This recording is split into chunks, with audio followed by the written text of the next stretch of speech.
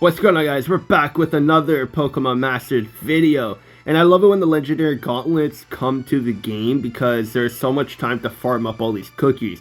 And the cookies are very important now because you can actually switch between certain cookie skills to optimize for certain battles. And now it makes it even better to farm these events because there's just so many cookies that you're going to be using. Because every cookie that you use is basically a chance at getting a certain skill or a lucky cookie skill that that you need for certain characters, and sometimes it can get very unlucky and you'll go through like 100 cookies before you get a certain skill that you actually want to get on your characters. So we'll go over here real quick and we could use my Tyranitar for an example. Lucky skills here.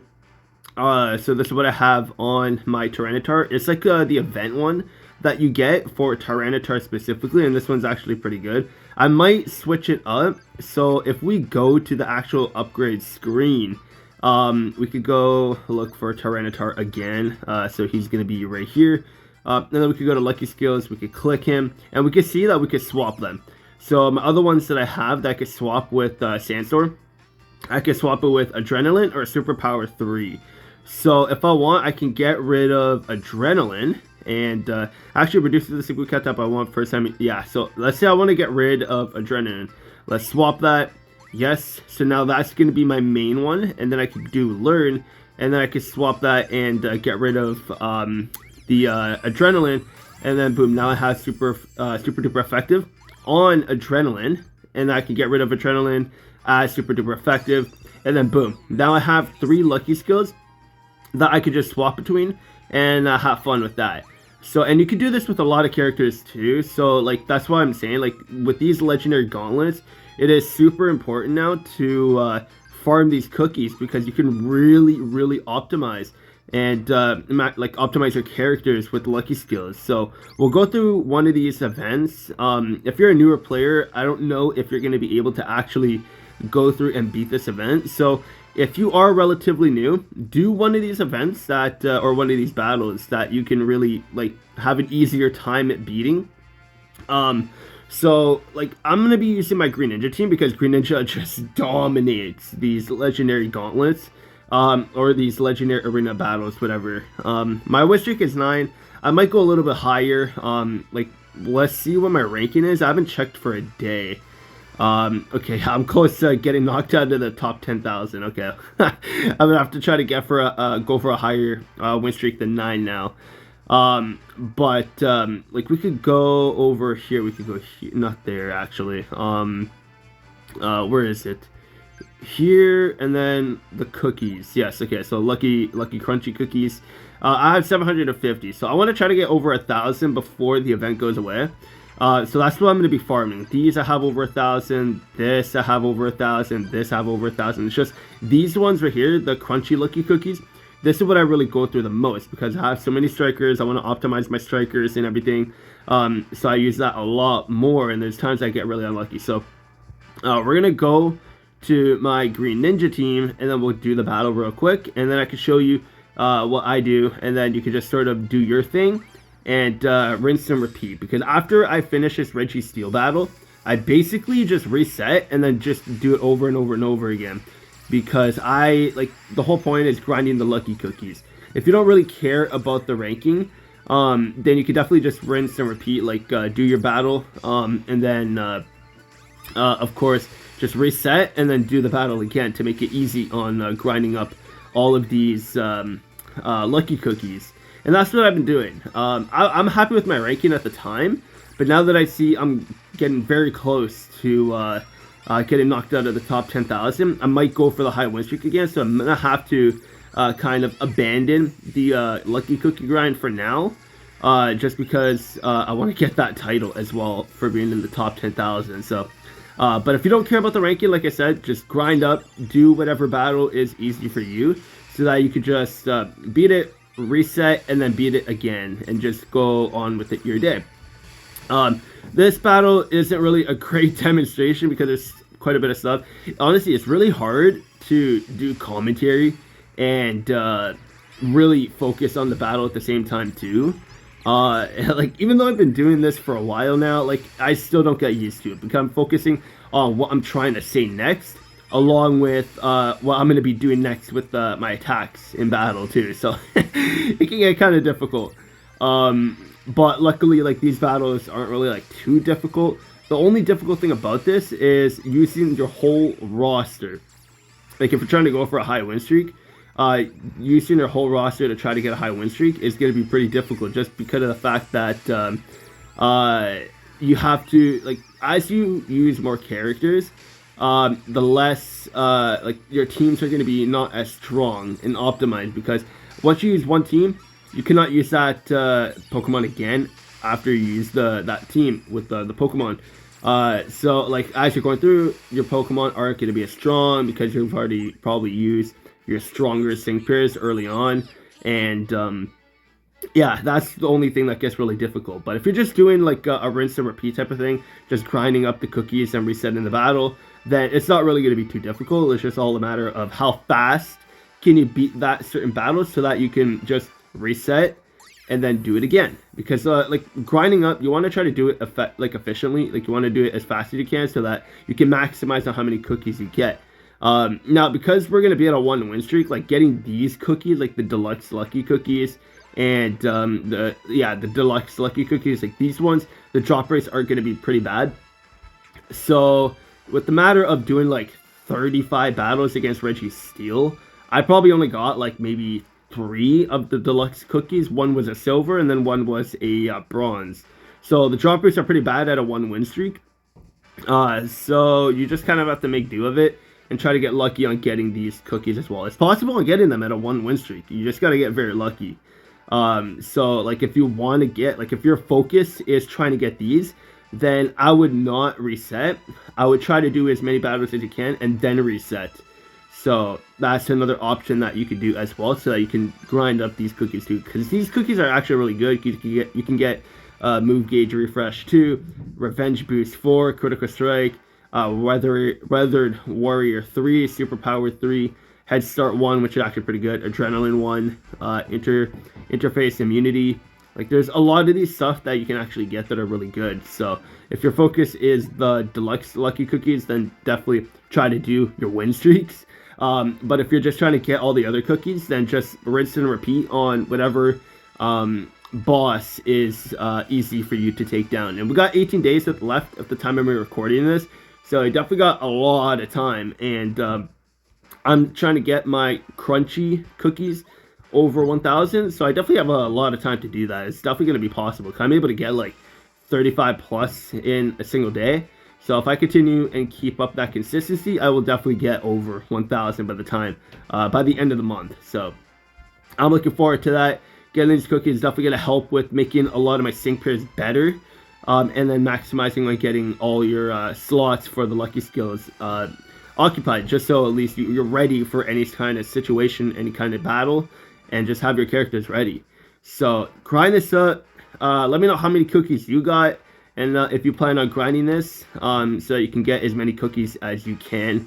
Leave all your comments down below. That's going to be it for this video. Wanted to make this video to kind of help you guys in case you didn't know that you can grind this. Yeah, that's going to be it. Hope you guys enjoyed. Hope this helped, and I'll see you guys on the next video.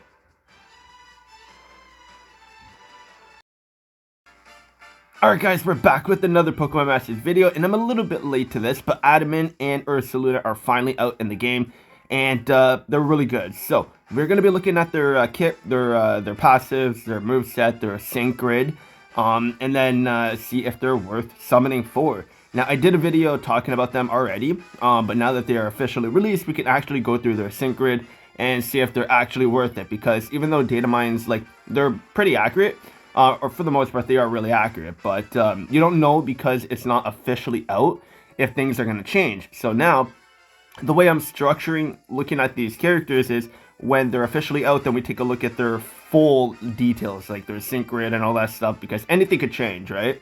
So here they are. They are going to be a costume scout, so they're going to be very limited. So if you want to get them, then we'll see if they're actually going to be good. So let's just get right into it. So for the moveset, they're going to have Facade, Potion, Hazy Headlong Rush, which is going to be their buddy move, and then their trainer move is going to be called Times Are Changing. And the trainer move raises their attack by 6 stat ranks, raises their critical hit by 3, and leaves the user burned. Facade. The user's attack power is double when the user is poisoned, badly poisoned, paralyzed, or burned. Ignores the lowered attack from burn. So that's pretty solid right there. And then Potion, we all know what Potion does. He just heals himself by 40%. And then, of course, in the Sync Grid, most likely, he's going to get Master Healer and stuff like that for Potion. And then for the Buddy move, Activation Condition, when the user is burned. Deactivation Condition, when the user is not burned. The move never misses. The smaller the user's percentage of HP remaining, the greater the power of this attack. So pretty solid there. Its passive, Burning Dance, powers up the user's moves when it is affected by a status condition. Ignores the reduction of the user's attack due to being burned. Passive 2, I don't even know what I just said there. Outrun 3, quickly charges the user's move gauge but when the user is affected by a status condition. And status con S moves up 9.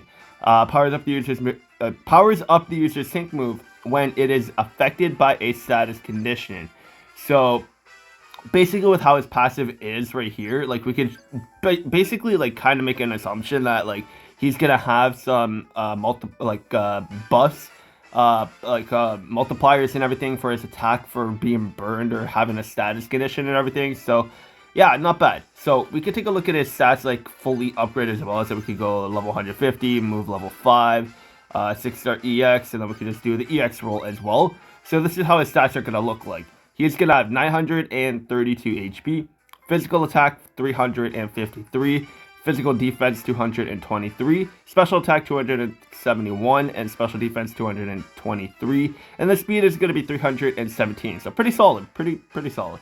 And his EX roll is going to be support, so that's going to be good. So I did talk about the EX roll and everything in the video, initially talking about them in the data mine. So if you want to check that out, I'll leave the link in the description of this video. And then for the sync move, as you can see over here, there's no additional effect, but because he's a striker, he does get AoE on his sync move.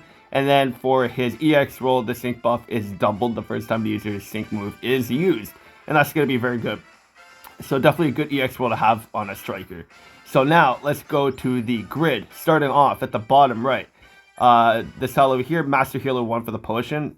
Obviously expected that. Increases the amount of HP restored by the user's healing moves. And then for being 2 out of 2, that's what you get, Master Healer.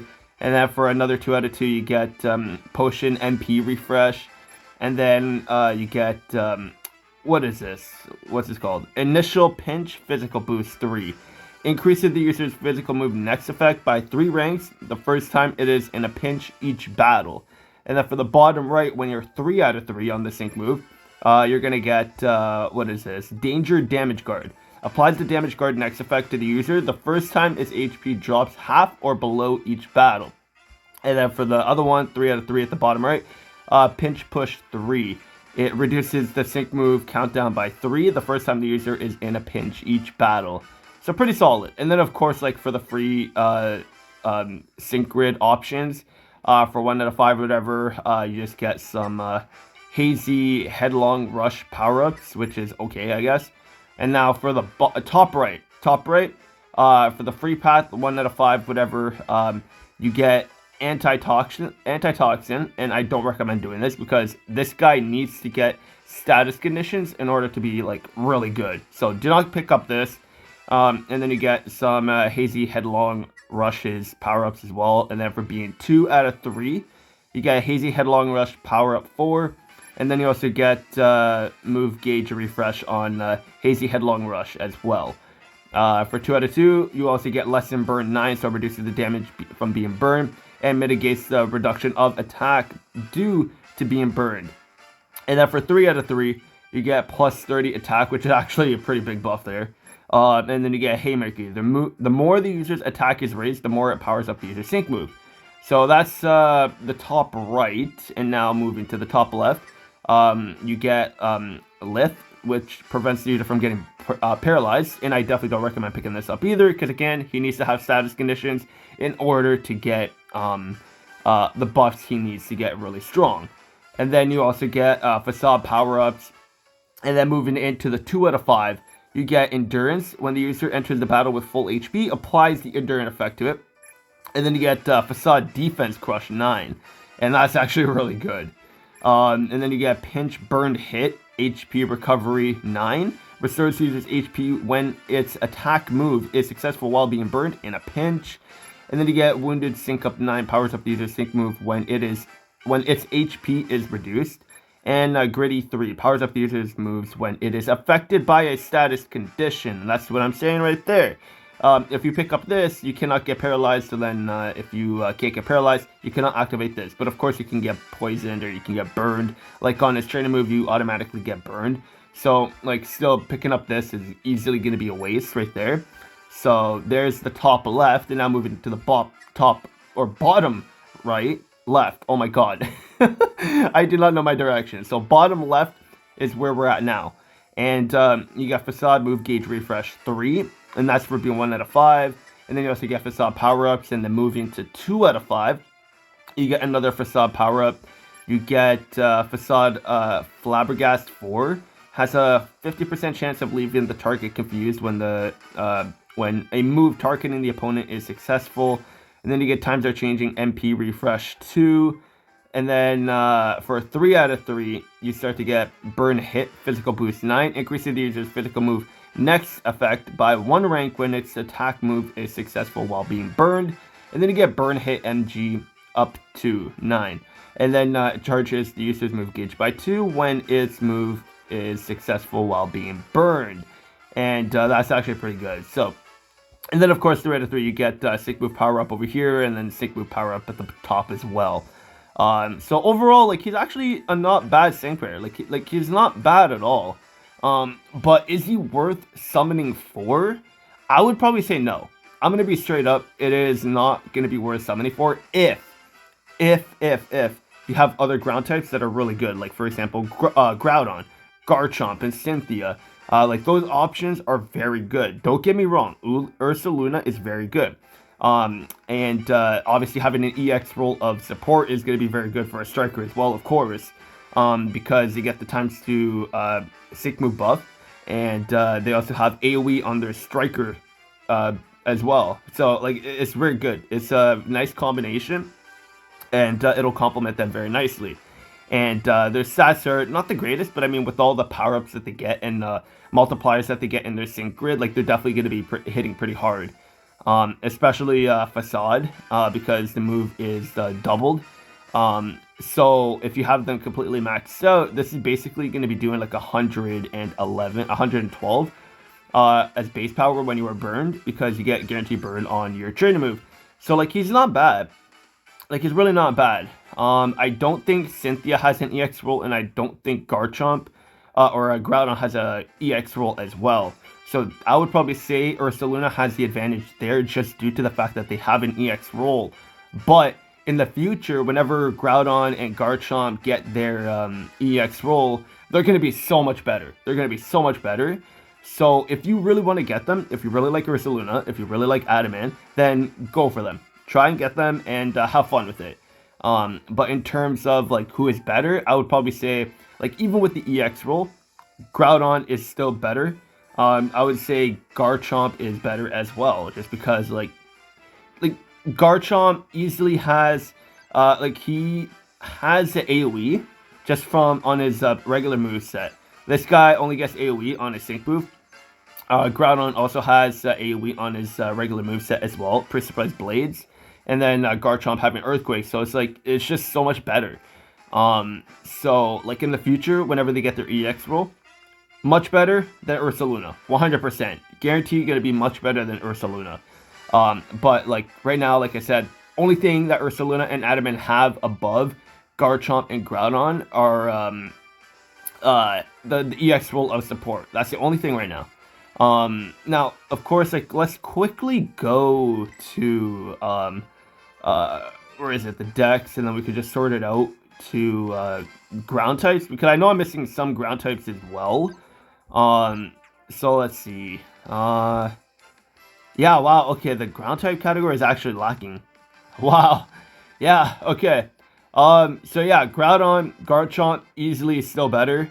You still got Nidoking and Giovanni, but I mean, like, they're not that great, of course.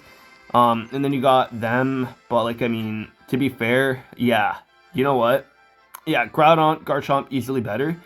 But keep in mind that, again, they have the EX rule. Groudon and Garchomp, they do not. So just keep that in mind, but in the future they will get them, of course. So is Adamant worth summoning for? It depends on what you have. So I'm gonna leave it at that. It depends on what you have and what you need. If you need a good ground type, then go for Adamant. But if you already have Ground and Garchomp, then don't summon for him. Not gonna be worth it, and go for Irida, because Irida is gonna be miles better than Adamant and Ursaluna. So that'll be it. Hopefully this video helped you guys. Leave your comments down below if you are going to be summoning for him, and if you did end up getting him, and what you think of Ursaluna and and Adamant. That'll be it. Hope you guys enjoyed. Hopefully this helped you guys, and I'll see you guys on the next video.